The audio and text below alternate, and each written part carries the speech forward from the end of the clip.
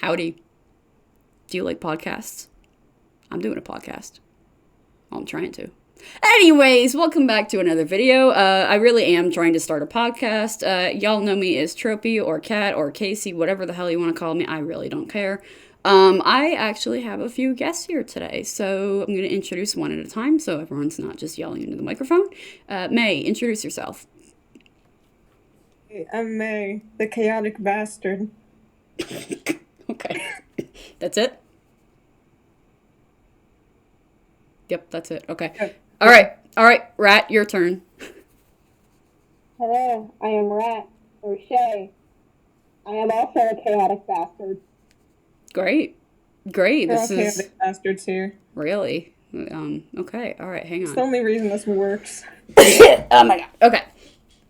So, welcome to whatever we're gonna call this. We'll have a title by the time this episode comes out. We are starting with something called jelly beans. Now, I'm sure you guys are wondering what the hell jelly beans are, and I don't mean like literally. Okay, so I believe I got it when I had a procedure done, and a friend's mom came over and brought me like a butt ton of snacks and some other things, and I was like, this is great. I should get this done all the time. And one of the things she brought me was like, hang on. I don't know how much it weighs. This was a 2-pound bag of jelly beans, which I had been calling 5 pounds for at least. Hang on, I've gotta find the expiration date on this. Oh, okay. Well, whenever the shelf life starts for jelly beans, I'm sure it's much longer than everything else, and this expired in April 9th, 2021. So anyways, I've had this bag for at least like 3 years before 2021, I think. And I don't know, every time I had tried to eat them, I got a stomach ache, so I gave up with eating the jelly beans. And this thing has 49 flavors, which I'm not okay with, because why didn't they just add one more and make it 50? So anyways, 2-pound bag of jelly beans. And I have a sugar addiction thing. So I was like, okay, well, I'm out of sweets, so I'm left with the jelly beans. And then I keep eating these, and I keep eating them. And I don't remember where I was going with this, but essentially, within the past week, I think I've eaten 2 pounds of jelly beans. Wow. I mean, honestly, same. I would, but like, wow. Okay, but tell me, please, that you don't eat the black licorice jelly beans first. You save those for last. I don't eat those, period. Oh, you disgrace. They're like spicy, dude. I don't know. No, you know what's spicy? There is actually the sizzling cinnamon one in here. That crap burns, and it looks exactly like the very cherry. So, or the actual cinnamon. So there's cinnamon and there's sizzling cinnamon. Okay, that makes a lot more sense now. There is one in here, though, that is literal absolute crap. It's called chocolate pudding, and it is like the most disgusting thing I've ever put in my mouth. It tastes like coffee. So it's not chocolate pudding. No, it tastes like coffee. Like, I've had chocolate pudding, and I don't like chocolate, but I would remember the taste of it. That is not chocolate pudding. That is coffee. They got their beans mixed up. They got their flavors mixed up. Someone's taste buds don't work right. Clearly, it's probably mine. I have like this alternate persona that just works at jelly bean factories. Okay. This is going to get really out of hand really quickly. So, I want to actually get on to the topic of today's episode. We are talking about children, specifically us, when we were children. So I realized that I was not a normal child. I've been told that, at least compared to some people, I am, but I have also been told that, quote, had my brother been born first, I would not have existed. So, clearly, I think, I don't know, I was either a good child and then I kind of like went downhill after I turned a couple of years old, or I was just always awful and I've been lied to. Anyways, I had this issue when I was little, specifically with just about everything. I was the most cautious child you can possibly imagine. And I'm not joking. Like, my brother, right? We had to install a second railing because we had this like walkway piece of our house that went from one side of the house to the other, and it was on the second floor. But that kid figured out how to climb up onto that and was like trying to get over it, which, mind you, having a toddler do means imminent death. So we had to install a second railing. And then there's me. I refused to leave the house without sitting down because our garage had like, I believe it was a half step, like a half stair, that you went from the house floor and then you went off the half step onto the garage floor. I would sit down and scoot my way off of that. Well, Yeah. are you sure you weren't just really fucking tiny or some shit? No, I sat down. I would not do that. And I think I had this thing where I would want to climb, like, okay, so I don't know what they're called. They're like monkey bars, but it was like a sphere shape. What am I thinking of? You guys know what I'm talking about? A dome? The what? Those dome. Yeah, the dome thing. Made out of ice? Yeah. Okay, that thing. I would not climb to the top of it for the longest time. I don't know why. And this was in preschool. And the fact that I can remember this is honestly kind of pathetic because I can't remember half the shit I do every day. Okay. So, yeah. So I, right off the bat, have had some really strange fears. What about you guys? Well, I mean, I've had my fair share of fears, but I like to think that they're, pretty normal for as far as fears go, at least for kids. For like a little kid? Yeah. Like, So- when I was, like, really young, I was afraid of the dark. I don't think I had that issue. Oh my god, okay. Wow. Okay, no, I did have another issue, and it's called the underside of my bed, but... So... I was just falling under mine for fun. Yeah, no, see, I didn't have an issue, and then this thing happened. So I remember that I was in the middle of having a nightmare, and I was like, oh, God, I don't even know how old I was. I was probably like 4. I had to be at least 3, 4, because, yeah. So I'm in the middle of a nightmare, and then I wake up, and I am staring at the underside of my bed. Like, my bed's backed up to a wall, and I'm staring at the wall, and I'm looking under my bed, and I freak the hell out. And I specifically freak out because I had a dream that, and you guys gotta roll with me here. Did any of you ever watch Dora when you were little? Or Diego? Yes. Okay. Okay. Yeah, Dora the Explorer. Yeah. Okay. So, I was having this nightmare that Map was, like, evil.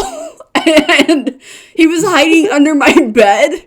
And so when I woke up and I was staring under my bed, you can imagine the trauma that caused me. Oh my god. So I did not like Map for a long time. I had this issue. And then With paper now. I think it got worse because, like, so I think I was in, I would have to say 3rd grade, and it was this book. It was like a short stories book. It was like Goosebumps, but it wasn't Goosebumps. It was like, I don't remember what it was. I don't remember the brand or The whatever. Magic Treehouse? No, God, it was like Goosebumps, but it was like a horror story. It was like little short stories. So I don't remember the book, but I'm going to describe it the best I can. And so here's what happened. So basically, this kid in the book, he keeps seeing this thing under his bed, and it's like this gray mass, right? And he wants to touch it, but something is telling him not to, like just in his mind. And then he gets a kitten, and this kitten, he watches it get sucked down into this gray thing. And when he goes to get his parents, they come back, and the gray thing is gone. It's just carpet. So first off, that really freaks me out. I don't know why, but the idea of seeing something and then having no one to believe you is really terrifying. So that was bad enough. And then the book progresses, and this keeps going on. And this kid eventually falls off his bed in the middle of the night, and this something in the gray hole grabs his leg and pulls him in. And as he's screaming, his parents come running into the room and watch him get sucked into it. And then he wakes up, and he's in this labyrinth, and I guess there is some other kid who's like an old man now, and he's screaming something about being free, and this kid walks around, and then he finds a demon overlord or something, and this demon overlord is known for grabbing children and from like under their bed and pulling them in to work with him until like the day they die. And on his lap was the kid's kitten that he had taken like however long ago. So my issue with the underside of my bed just got like a lot worse, and I would not put my feet near my bed for ages. Like I would lean over it, and then I would kind of jump up into it, but I would not let my feet get near the edge of the bed. I had a like a phase like that as well. I didn't read that book, but I did watch something. I think it was Labyrinth when I was like 4. Oh my god, you watched that movie when you were like 4? I was having I was being traumatized by Coraline at 4. Yeah, my parents should not have left me unsupervised with the TV and the DVD player. They taught me how to use it, and that was their biggest mistake. Great. So you traumatized yourself with a movie. Yes. That's great. I Okay. did a lot. Yeah, it was like between the bed issue that I had and the fact that I watched Coraline when I was like 4 because my parents they didn't know that it was a horror movie. And I watched it. I don't know why I watched it. And I watched the whole thing, and I hated it. Like, especially the claymation. It really made it really freaky. And like okay, so we had so in the house that we live in now, there's a crawl space above the garage, and it's like a storage unit, and like I can go over 2 feet right now, and I would be leaning against the door. Like it's just we put like Christmas trees and stuff in there. So I hated this room because it reminded me of Coraline, and I refused to go in this room for the longest time. I just hated it. And I had been offered this room once before, and I just refused it because I could not deal with the thought of something like Coraline existing in my world. And then my cousins, I don't remember, this might not be the exact order it happened in, but regardless, my cousins moved into a house fairly close by, and they actually had a crawl space. Like, it was a square type thing where if you went in it you were crawling around. And I hated that so much. I was so freaked out. I just would not go near it. I think that eventually, I did go inside it because they had converted it into this little clubhouse thing, but that wasn't the reason. Somebody and the previous owners of the house had taken Sharpie and drawn like, like the speech bubbles that have the sharp edges, like the jagged peaks to show like shouting or something. Yeah. Okay. It was that. And then it said lick here on it. And I don't know why, but we both did it. And I haven't really been afraid of that place since. But yeah, no, all of that like confined spaces and the tunnel thing and the bed monsters. I was never like afraid of there being something under my bed. It just the possibility of it being there was really unpleasant to me. I still get a little freaked out when I like have to look under my dresser or something. I don't know why. I hate it. So yeah, that happened. But honestly, I have my favorite childhood fear story. But do you guys have any you want to share before we move to me? I mean, there's like a few things that I could say. I mean, like, for one thing, I also watched Coraline when I was at a young age. I think Tell me I it was was around, like, terrifying. 7. It was. See? Everyone I talk And to says it's not. And I'm like, yes, it is. the thing is, it's like, at this age, it wouldn't be that bad. Yeah. But I was like 7. But because we watched and it at a was young that age, it bad. just forever corrupted us. Okay, Yep. Yeah. what about James and the Giant Peach? That one was really terrifying too. I didn't actually watch that one. I was scared from that. I had nightmares of getting I mauled by a hated that giant movie. peach all the time. I hated it so much. Oh my god! And then like his aunts were even worse, and oh my god, I just did not like that. I just Yeah, I remember the giant peach scene, and then the rest of the movie as a whole. I don't remember it. Yeah, no, it Yeah, was. If I watched that movie, I repressed all memory of it. I don't wish I think could. did. It was not pleasant. All right, well, that leads me to my favorite story. I believe I was probably either late single digits or early double digit age wise. Like, I don't know, anywhere between 9 to, I want to say at most it would be 13, but it's likely to be 9 to 12 at the time. This incident is called the seaweed incident, and it's really kind of pathetic now that I think about it. So, I was visiting my grandparents in Florida, and I was staying with them in their condo, and my grandparents own a sailboat. So my grandmother decided that she would take me out, and I was like, oh, this is fantastic. I get to go on a sailboat. I've never been sailboating before. Like, I've been on a boat, but I've just not been sailboating. And so we get to the dock, and we have to unload the boat, and I'm like, okay, I didn't realize we did this by ourselves, but, it was fine. So we get into the water, we start wading out, the boat's great, it goes great, the trip is great, I managed not to get whacked with anything, everything goes great. I am physically weak, so I don't really know how my grandmother was managing to do it. I was small at the time, too, so give me credit. So then I realize we have to go in. And I'm like, okay, fine. We're going to go back to the dock. Everything's going to be fine. I don't have anything to worry about. But we weren't going back to the place we came from. We were going to a different docking point. And I was like, okay, this is fine. I wonder why we're moving to this one. And then I realized that there was something in the water. And I knew that area of Florida well enough to tell you that there were no sharks there.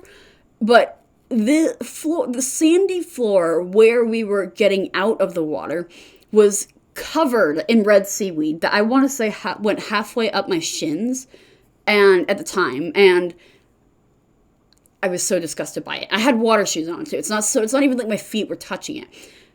I got back on that boat and I did not move, and my poor grandmother had to spend I want to say 30 minutes pulling this sailboat in by herself when the current is pushing us out and there's wind, and I don't even think we could roll up the sail yet. So she's working against everything here. And then the Coast Guard guy comes over on his jet ski and he's like, do you need any help? And I'm starting to feel really guilty. And she tells him that I'm just sitting there because I'm afraid of the seaweed. And the look I get from this guy, I felt so ashamed, but clearly it wasn't enough to make me feel bad, because I still made my grandmother drag in the sailboat by herself, and I would not get off until we were on land. Oh, wow. It was a whole thing. Your fear of the seaweed. I don't like not knowing what's in the seaweed. And she's like, there's nothing in it. I'm standing in it. And I said there's something in it.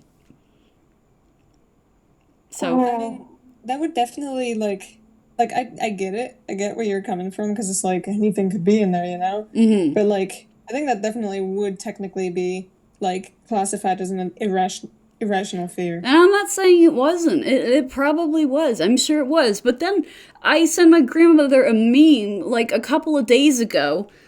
And hang on. I gotta read you this. It's funnier when I read it. Hang on. Okay, so it's this dog, this what is this dog called? It's a husky in the water, right? And the meme says, when you're swimming and something touches your foot and this dog just looks absolutely petrified. And I said, reminded of me of when I wouldn't get in the water to help pull the sailboat in because I didn't like the red seaweed. And she said, no doubt you would do the same thing now. And I was like, oh. She really did. I was like, oh. Rip, dude. Yeah, I really was not expecting that response, but it's what I got. So, I kind of rolled with it. But I like your grandmother. Yeah, you would. You would. Yeah, I'm just remembering this thing my brother did when my mom and I went up to my grandmother's cabin. My grandfather was in Florida at the time. So it was just her, and we were there, and then my brother went outside. It's like pitch black out. She lives in the mountains, so there's nowhere, right? Well, it's like there's no street lights, there's no cars, there's nothing. And I look out the front door, and he's just doing this dance where, like, I'm trying to picture it. So imagine if you were crouched, but you had your legs spread out. So if you drew over it, it would be 3 sides of a rectangle. Can you guys, like, picture that? Like, the bottom side is missing, right? Mm-hmm. Okay. So he's standing there and, like, in that pose, and then he's got his arms up, so his upper arm piece is, like, when you're flexing, and then, yeah, it's exactly like you're flexing. So his hands are straight up, right? And then he's moving his arms up and down at opposite times. So one arm goes up and the other goes down, and he's just standing there doing that for like a good 15 minutes. And the look on my grandmother's face and then the way she looked at my mom, I was like, oh. Clearly, something went wrong in the line of parenting. I don't think my mom ever did that as a child, or either of her sisters. Now, I do believe she said that one of her sisters ran into a glass sliding door at some point in their life. Wow. I wouldn't be surprised. I think it runs in the family, some sort of depth perception issue. But, so... It reminds me of my dog and the time he ran into our screen door. Oh, that's nice. Did he tear a hole in it? He broke it down completely. So the whole door or just the screen? Well, just the screen. Oh, he took the whole door with him. I mean, it was a screen door. The entire door was like screen with a frame. Yeah, but if it takes the frame down. There you go. Okay. I was like, how did your dog rip a frame off of metal hinges? Well, it wasn't metal hinges. It was a sliding door. It just popped out of its track and... Oh! Yeah. Okay, it was a sliding screen. Okay, I got it. I thought it was like an actual door that, like, on top of your front door or something. No. Okay, that's better. Yeah, so and then, like, going back to the fear thing, I know that those were really irrational. Like, those are just little kid fears, but I believe it was around middle school when I started to realize I was like, oh, I want to be in the cool kids club. And I'm going to a very tiny private school, and I'm already, like, the popular kid there, I think. I really don't know. I don't know what was happening those years. But, Mood. Yeah, so I started saying that I was afraid of clowns and dolls. And I was like, oh, that's normal. And I don't know. It became a thing. And then I realized that I really wasn't. That I was just kind of saying that. Like, I don't love clowns or dolls. Like, they can be really creepy. But I'm not going to, like, freak out over them. Boat rudders.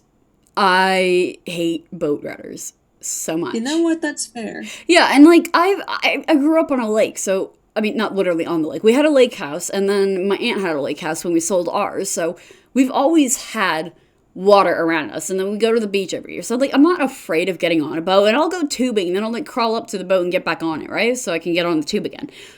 But I hate boat rudders. I just hate them, and especially when you think about the size of the ones on a cruise ship. It's horrific. Just imagine falling off the side of a cruise ship and being sucked towards that. And then you can see it, but just enough.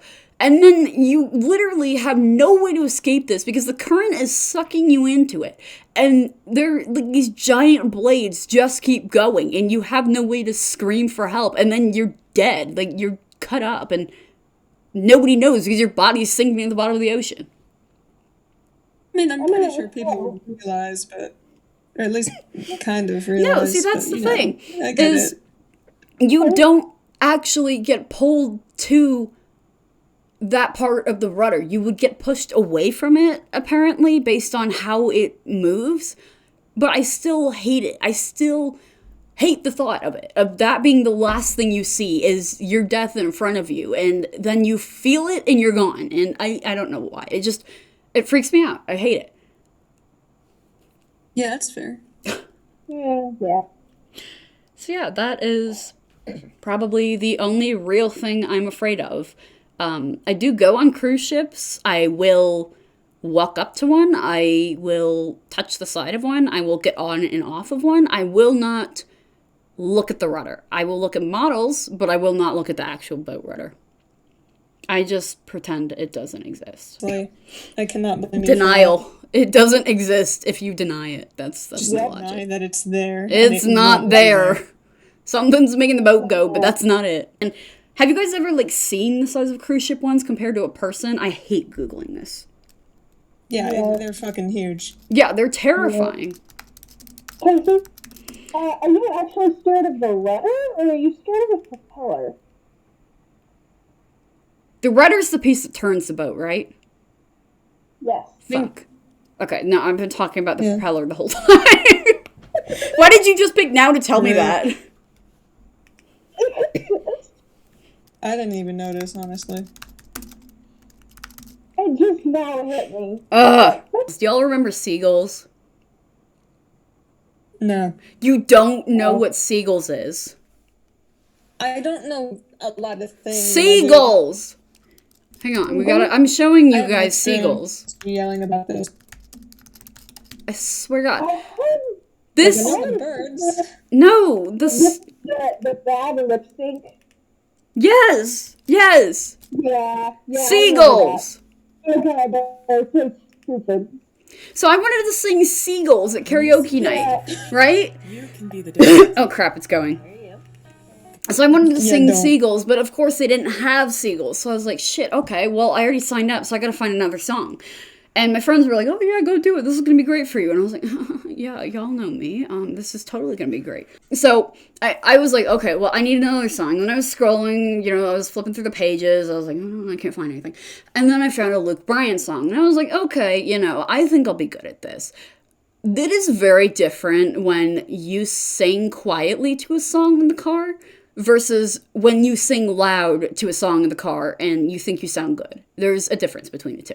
So I got up on stage and I started singing this whole Luke Bryan song. And it wasn't an easy one. It was, I believe it was That's My Kind of Night or something like that. So it wasn't even one of his easier songs. That tone is very hard to match. And I thought it was a good idea.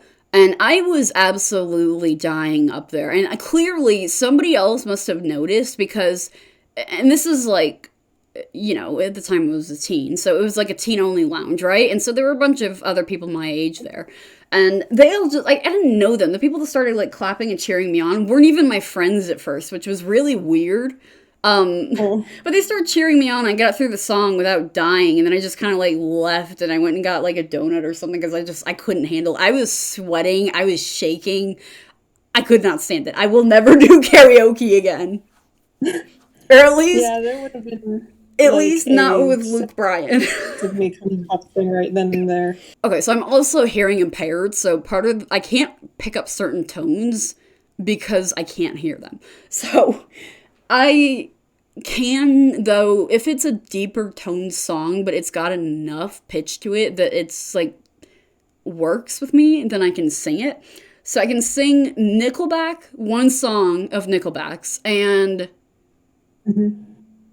Poor Man's Poison, Hell's Coming With Me. I can do those two. Which song was it, though? Frick. What's the one? Rockstar, Nickelback. That one.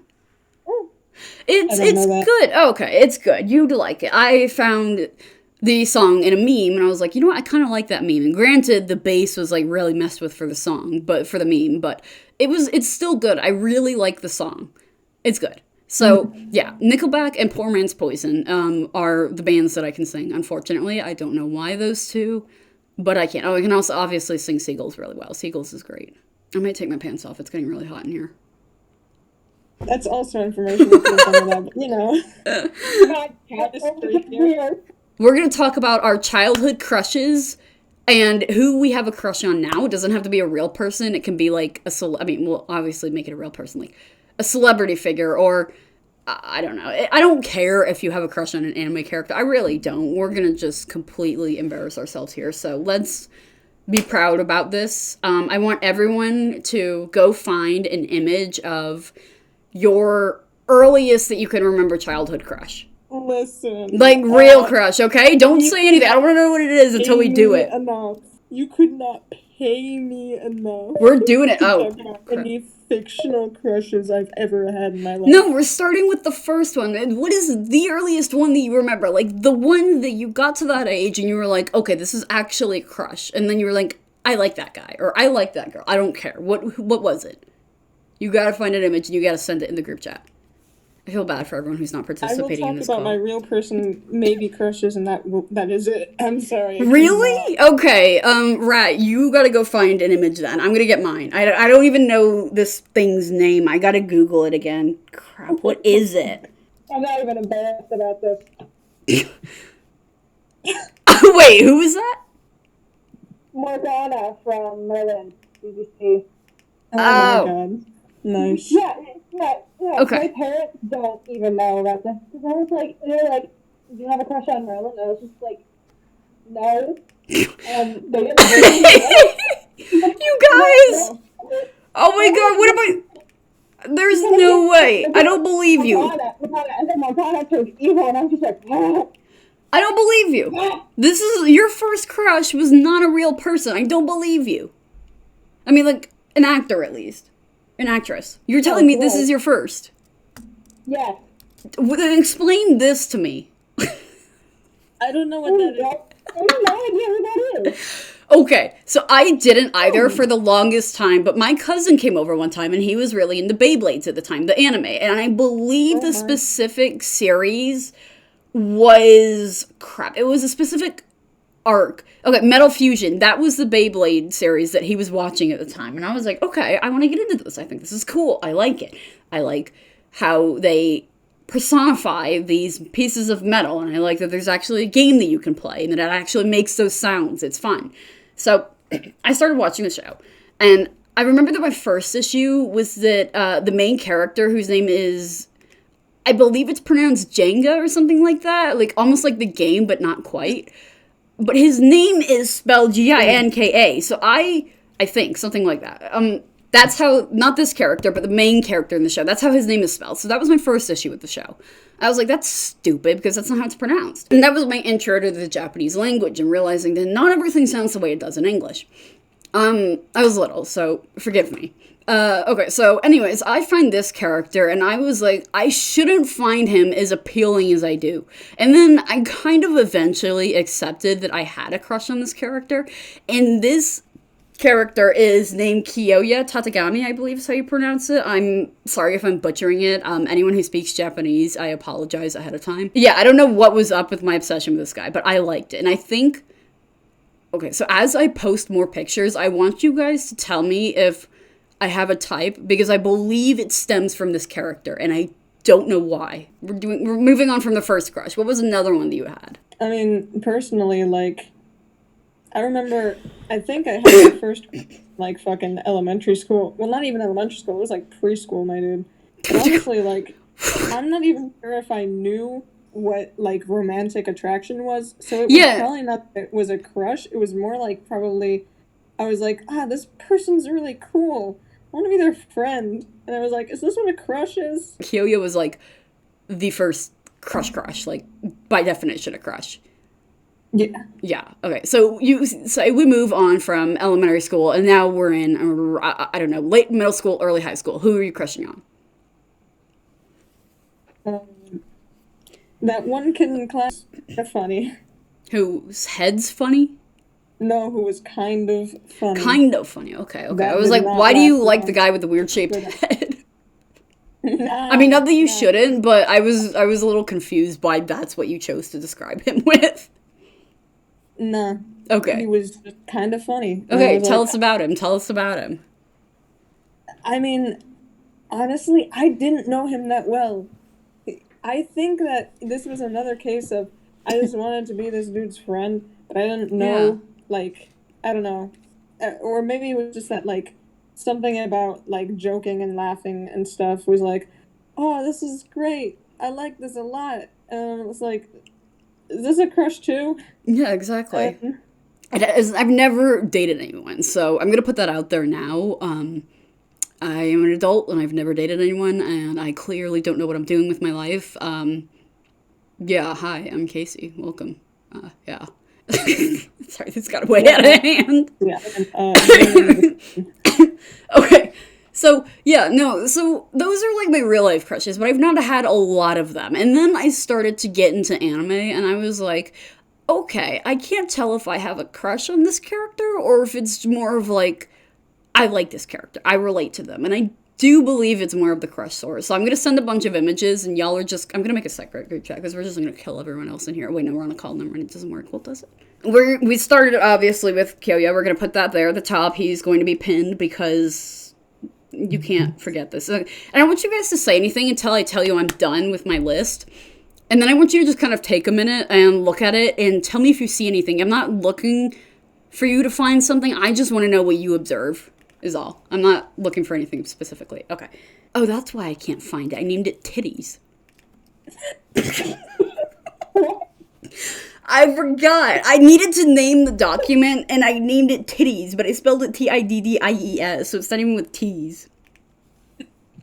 It's okay. My friend watched me set my password on the Xbox one time, and she just kind of turned and looked at me and then turned back around and didn't say anything.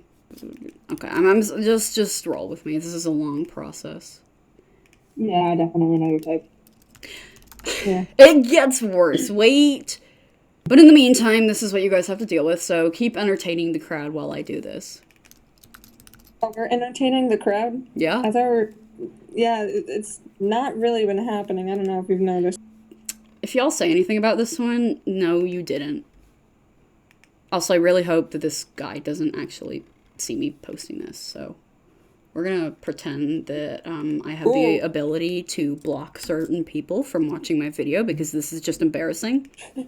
Shut up. I don't know. I already That one doesn't surprise you.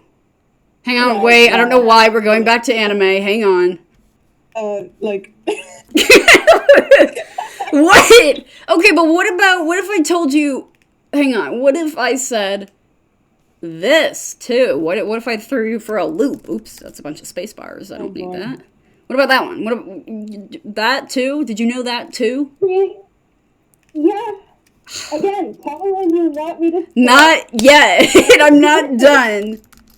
I know that, like, in terms of, like, fictional crushes, I will not say who because... Why? If you want to die... So, do you not think this is embarrassing? I've just completely given up on feeling ashamed of anything anymore. I haven't yet, so you're gonna have to excuse me until I finally do stop giving a shit. I guess this gets the point across. Okay, we're gonna send 2 for this one. So, I don't know who this is. You were uncultured. I am. Very. Absolutely. I don't think I can be friends with you anymore. Fuck you. Fuck you. So I'm not done. We haven't even gotten to King Pretty Boy. Oh, I really hope he didn't hear that. Okay, I gotta, okay, hang on. I gotta take my pants off. It really is getting hot in here. I'm wearing flannel pajamas, and the air is at 71. Shirt's coming off too. I need to classify this person as something. Not yet. I don't have a shirt on, please. This is too weird. What? I have like 6 pairs of pants around my room, but I can't find a single shirt. Oh. Okay. It is literally hot as balls in here, and I am sweating my ass off, so. I also have, this... I'm What? good. What? No, you can hear about my ass sweat. We all can. I mean, everyone. Look, we all sweat. I don't know. Exactly.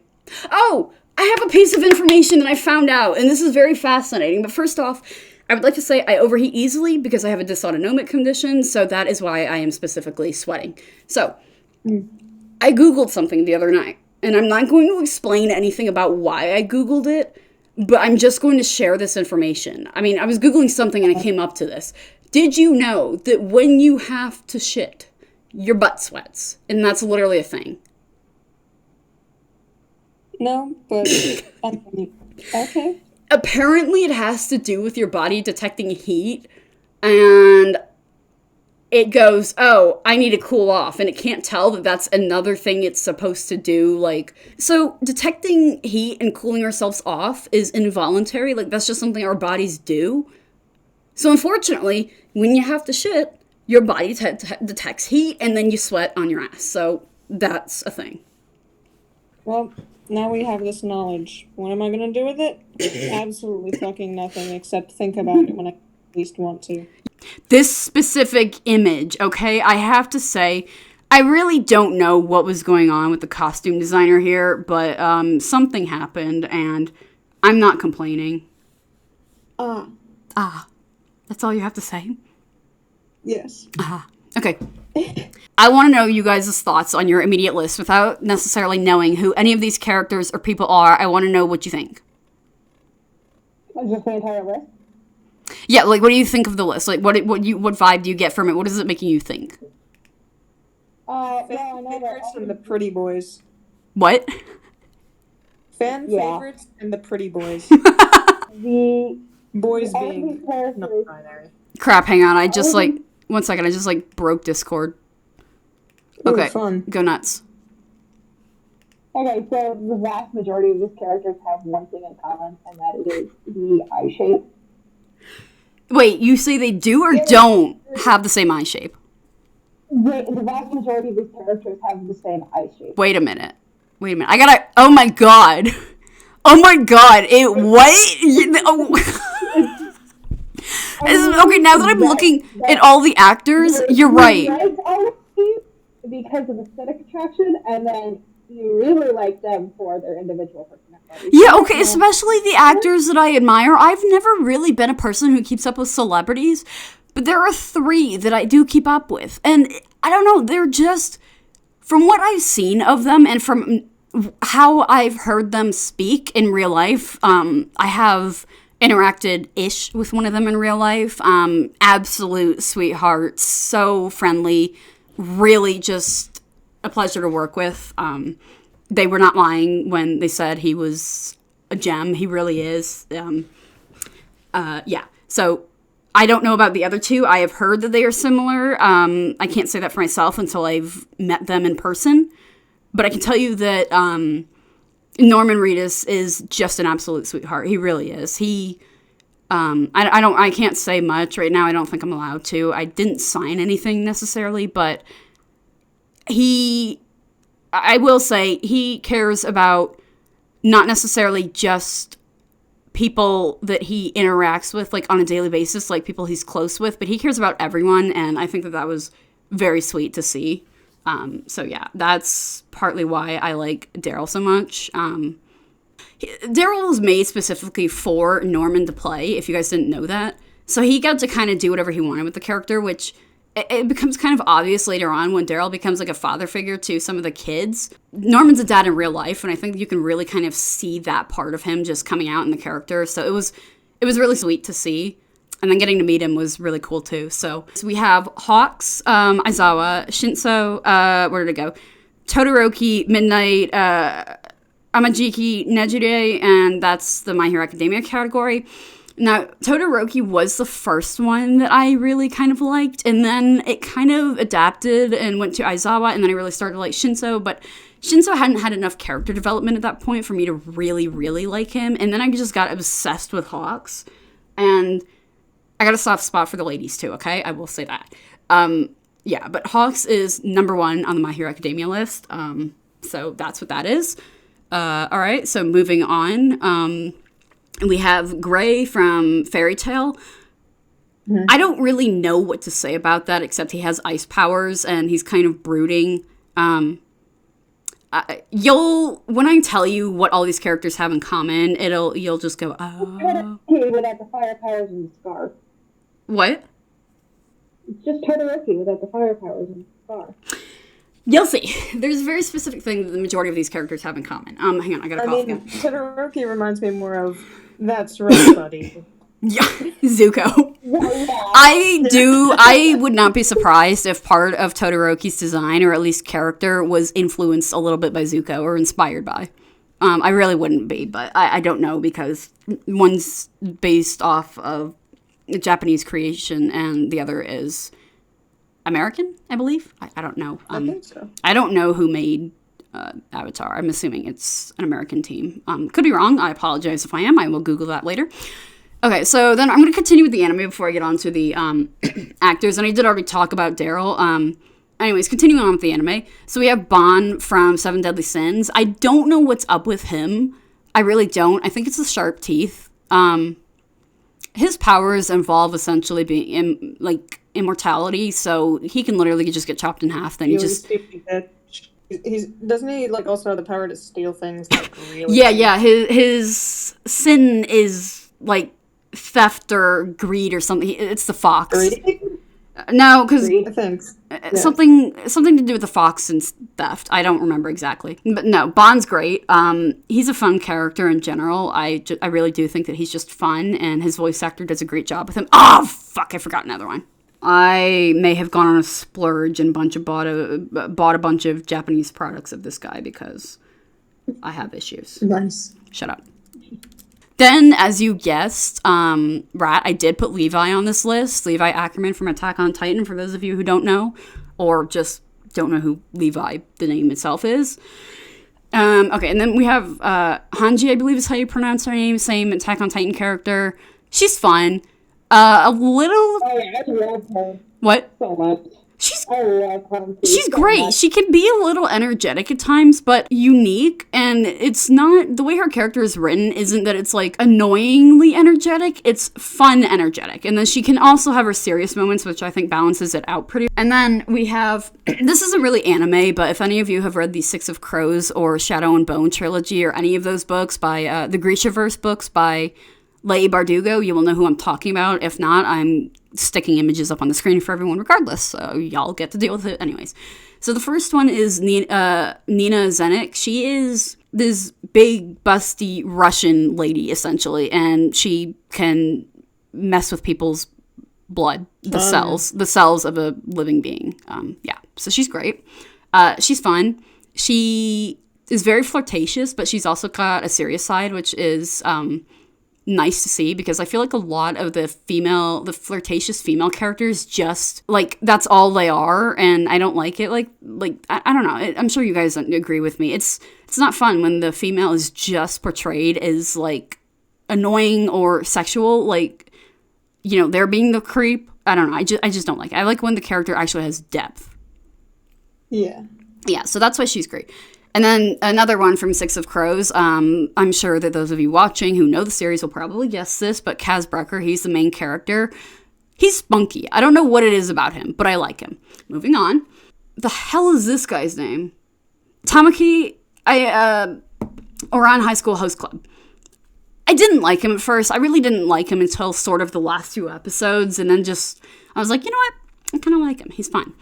And then again with the High School Host Club, Kaoru, that twin, the Hitachi twins, specifically Kaoru, I don't know why.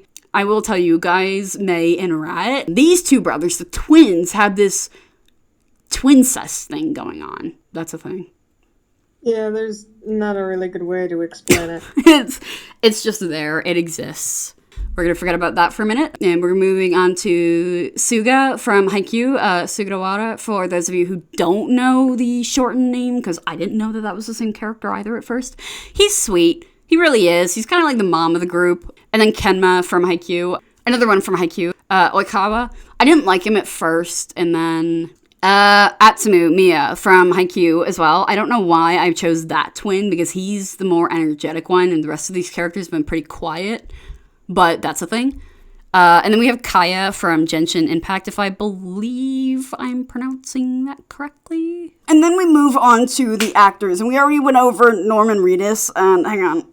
So I did not like this character at all until...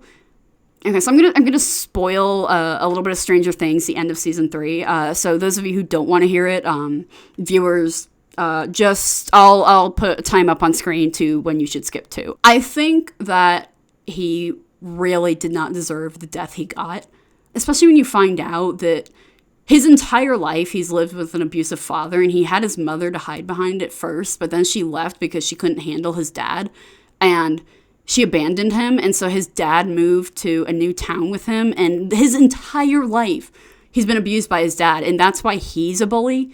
And I think he means well sometimes. Like, he cares about people deep down, but obviously when you've been hurt that much over that long of a period of time, it's hard to express it. And then when he's killed because in the last moment he decides that he's going to sacrifice his life for a bunch of kids that he doesn't know and his stepsister, it's like, who he originally hated, it's really kind of heartbreaking to see, because he's hurt his entire life, and then the one good thing he decides to do just ends up getting him killed, and I don't know, I feel like that was kind of a dirty way to end his character. His redemption was quick, but it was probably the most impactful thing anyone could have done at that point. I really think that had he gotten a chance, like that kind of shit, my life is changing forever, like another character did, which I'll get to later, then I think he could have completely changed and really had a chance to be better. But, you know, his final act was going out on a high note, I guess, and I see the appeal of that, but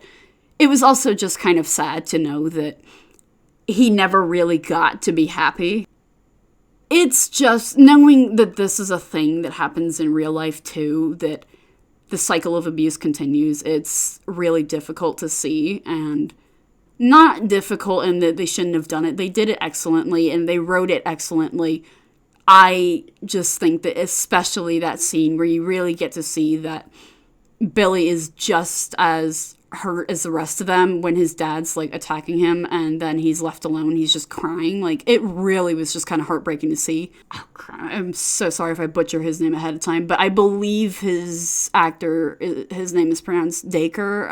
He does a great job portraying Billy. Absolutely fantastic. You should see his audition tape. It's insane, and I really loved it. So I gotta say, I think that having an actor who can play the character really makes a difference. Yeah. And like what you said about like the character himself, like that kind of does remind me of like the big trope of redemption through death. Yeah. Which is, yeah, it's a very prominent thing where like, and sometimes, yeah, like it's done really well, and in a way, yeah, it kind of is true for that character where they can only be redeemed if they die, but at the same time, there's always like you really gotta weigh against the missing potential of like what would have happened if the character had survived. Yes. And how would that have like impacted the story, and would it have made it better and stuff? Yes, and that's again why I think that he deserved better, but at the same time it was a fair choice that the writers made. I think it was good. I believe that considering the show's wrapping up in another 2 seasons,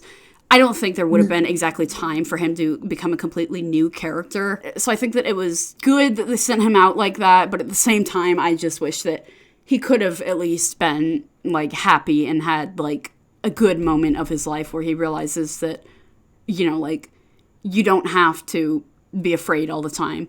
And another thing is that Billy's, like, I think he's 18 at the point in the show where he's a lifeguard at the pool, right? And at first this was really creepy because he starts flirting with the other like moms that are just there because they think he's attractive. And I was like, okay, that's really weird. It was just another piece that was like, wow, this character could have turned out so different if he had like a better shot at life and not such a douche dad, but you know.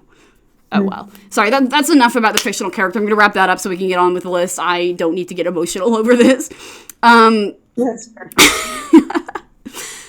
Yeah, so then we have Spencer Reed from, I almost said Stranger Things, Criminal Minds. I liked him right off the bat. I thought he was absolutely adorable, and seeing his development and Matthew Gray Gubler's development as well with the character, like, they both kind of grew at the same time, and I think that they both just, I don't know, in a way, it was like, I know that Spencer is fake, but it was almost like they kind of built on each other to become a better person.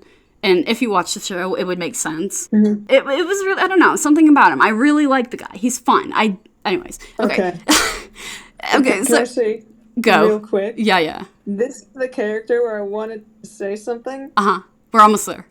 I saw him, and I thought Twink.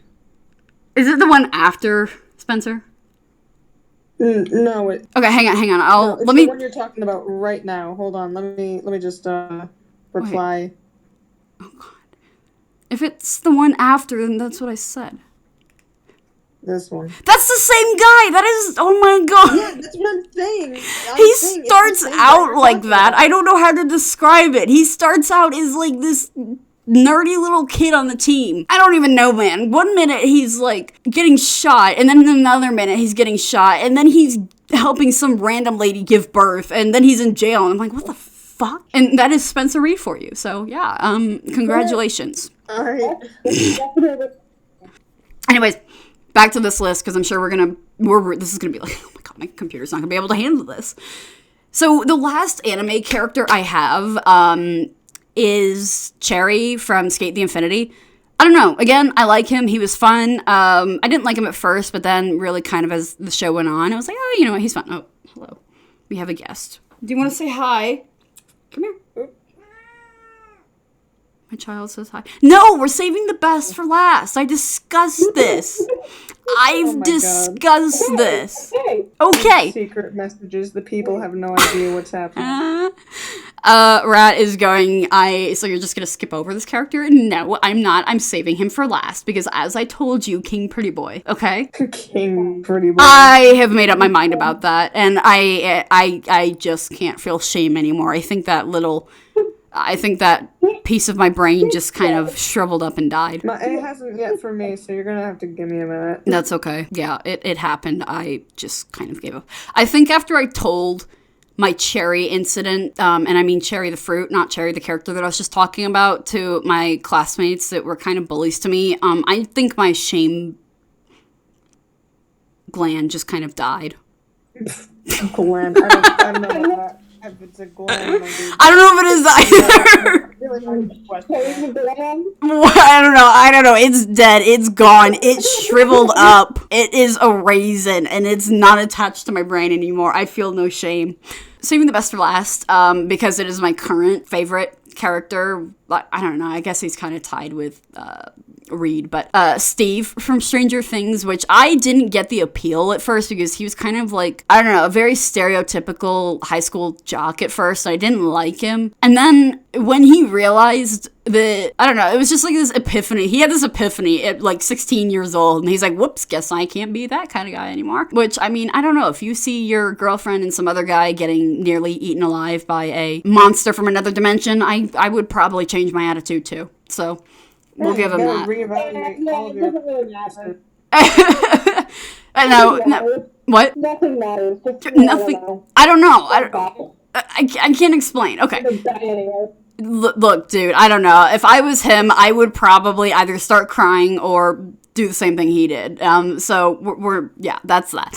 Yeah, so that's the list. And the specific outfit that I'm sure you guys know I was talking about, now that I actually said Steve, was the stupid Scoops Ahoy uniform. I really don't know what the costume designers were thinking there.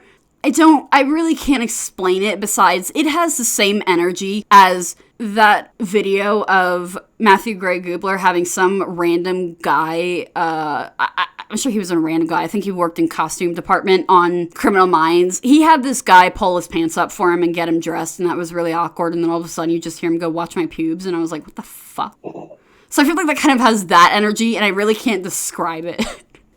Because it's even worse when you see the whole thing. Exactly.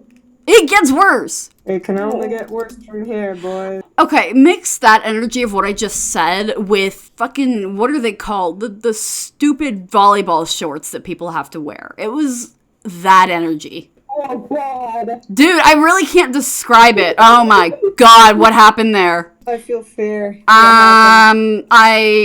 Okay, here we go. I found an image, and this really just kind of accentuates the whole, ignore the costume piece of it, but please explain to me why they thought this was a good idea. You know, I don't know. Yeah, you see? It's just fan service at this point. And the fact that Joe, Steve's actor, really just kind of said, okay, and went with it, like... He looks like he's perfectly fine with it. I can't describe how I feel about this. I really can't. I can't put it into words. It doesn't have... There are no words to explain this. Yeah, and there's something to be said about how easy it can be to get used to things. Like, he probably, like, wasn't used to it at first, and then just... Like, you know what? Fuck it. Like, I mean, honestly, I feel like that's what a lot of actors do. They just kind of go, well, I guess this is it now, and then they kind of just get used to it. And we're going to focus again. I'm going to tell you what I think my issue is with these characters. Yeah. I believe it is because the majority of them have sad backstories. I mean, I can see it. Alright. So I think that clearly this kind of says something about me. You like the sad ones. The sad ones. I think I've got some emotional baggage I need to deal with. Also, it depends on the hair. I don't know what it is, but If you weren't asexual, I'd say you were kinky. What? Wait. Hang on. Huh? Did you say if mainly Aizawa, so Billy, you seem like you were like pain. Great. Hold on, let me just, let me get a better look at these characters. I feel like there's something really obvious you're kind of missing that I was kind of complaining about yesterday. What was I saying? Was it you I was talking to, May? About, my genetic theory? Oh, yeah. Well, maybe not yesterday, but I think it was the day It before. was whatever it was within the past week, and that is a whole other thing that we have to cover. Yeah, that's a whole nother day. It's thing. I'm probably gonna cut this video later so I can like chunk it into multiple episodes. But again, you like the pretty ones. Okay, well, clearly today we have learned that I am Simp. and afraid of seaweed. So that's about as much as we got done today. Okay. Unclogging a toilet is basically just giving it CPR.